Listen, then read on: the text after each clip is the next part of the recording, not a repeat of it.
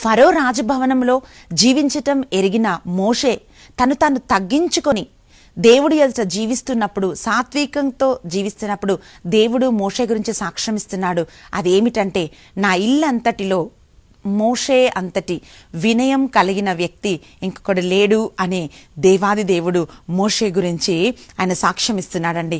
ఈ సాత్వికం కలిగిన మోషే లక్షల మంది ప్రజలను వాగ్దాన భూమిలోకి ఆయన నడిపించగలిగాడు.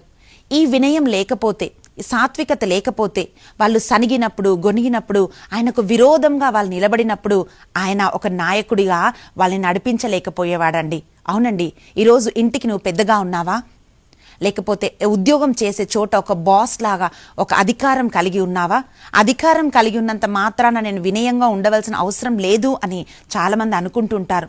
లక్షల మంది ప్రజల్ని వాగ్దాన భూమిలోకి నడిపిస్తున్న మోషేలోని ఒక ప్రత్యేకమైన స్వభావం, ఒక గుణం మనం ఏం చూస్తున్నామంటే, మోషే సాత్వికుడు, వినయం కలిగిన వాడని మనం చూస్తున్నాం.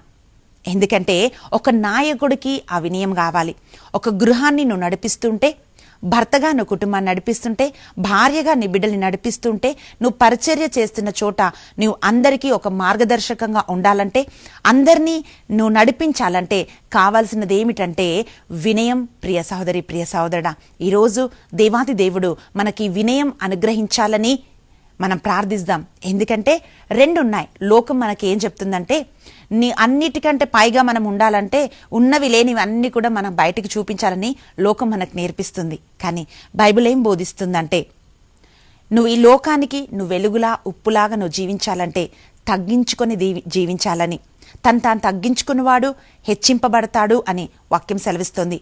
యేసు ప్రభు ఈ లోకానికి వచ్చినప్పుడు అక్కడున్న వాళ్ళందరూ అడుగుతున్నారు, ఏసయ్య, మాలో ఎవరు గొప్పవాళ్ళు అని అడుగుతున్నప్పుడు ఒక టవల్ తీసుకొని తన నడుముకు కట్టుకొని ఆయన అంటూ ఉన్నాడు, నేను సేవించటానికే వచ్చాను కానీ లోకానికి సేవింపబట్టకు రాలేదు అని. ఒక సేవకుని రూపము యేసుప్రభు దాల్చాడండి. అవును, మహోన్నతుడైన దేవుడు సేవకుడిగా ఎలా ఉండాలి, ఒక నాయకుడిగా ఎలా ఉండాలని బోధించటం మనం చూస్తున్నాం.